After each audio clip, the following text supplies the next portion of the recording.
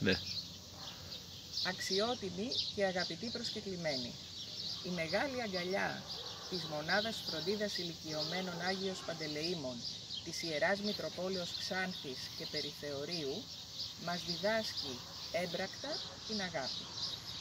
Η ίδια αγκαλιά μας δείχνει το δρόμο στον οποίο όλοι, χωρίς αμφιβολία, βαδίζουμε.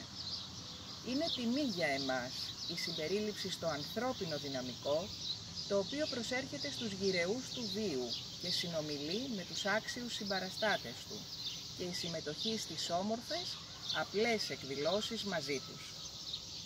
Ευχαριστούμε από τα βάθη της καρδιάς μας όλα τα σεβαστά πρόσωπα και ευχόμαστε στον Σεβασμιότατο Μητροπολίτη Ξάνθης και Περιθεωρίου, κύριο Παντελεήμονα, χρόνια πολλά, με υγεία, ευδόκιμες διαδρομές και εναργή παρουσία εγγύς στο Σεβάσμιο Ιερατείο της Μητροπόλεως της Θράκης μας.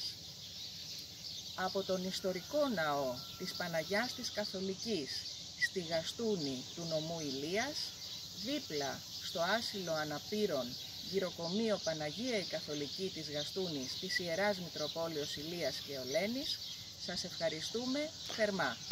Σήμερα, Παρασκευή, 18 Ιουλίου 2025.